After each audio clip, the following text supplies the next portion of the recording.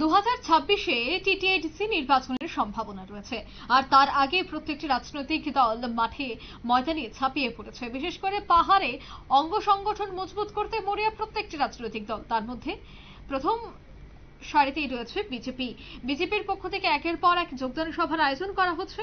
তবে আজ দেখা গেল প্রাক্তন সাংসদ রেবতী ত্রিপুরা করবুক পরিদর্শন করেন, আর সেই পরিদর্শনের পর বিজেপি পার্টির তরফ থেকে একটি সভারও আয়োজন করা হয়েছে। সেখানে তিনি বক্তব্য রাখেন যে কিভাবে টিটিআইডিসি নির্বাচনে জয়যুক্ত করা যায়, এবং এই বিষয় নিয়ে সভায় বেশ কিছু বক্তব্য তিনি রাখেন। সাংসদ রেবতী ত্রিপুরা তিনি আজ এই সভার পর 3 পরিবারের 10 জন ভোটার বিভিন্ন বিরোধী দল ত্যাগ করে বিজেপিতে যোগদান করেন। এই যোগদান সভাতে উপস্থিত ছিলেন 43 করবুক মণ্ডলের সেক্রেটারি অবিন্দ্র রিয়াং সহ 43 করবুক মণ্ডলের সভাপতি অসীম কুমার সহ অন্যান্যরা।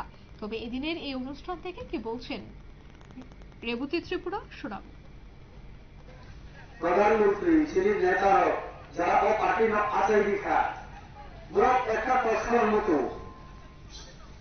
আর আমরা जों सब समय और हामी गरीब बरनि भाई सामुतानाय जरा चुकिया जरा रुमिया जरा किसा बुझाया मानुया बरनि भागे जों सामुतानाय आबुनि भागे दो आबुनि जे प्रधानमंत्री नरेंद्र मोदी वो 2014 যখন প্রধানমন্ত্রী का आप फाइन नामाबो ताक्सा स्लोगान आकारे साइरिका चिरियो और पार्टी जो सरकार भारतीय जनता पार्टी सरकार जो सबका साथ सबका विकास खैनाय अर्थात যত বড়ি উন্নয়ন ফেরি ভাবে সরকার কাম খैनाय।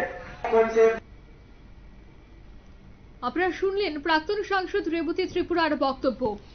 এদিন তিনি এই সভায় বেশ কিছু বক্তব্য রাখেন টিটিআইডিসির নির্বাচনকে সামনে রেখে। ঠিক অন্যদিকে এদিনের এই সভায় 3 পরিবারের 10 জন ভোটার বিজেপিতে যোগদান করেন।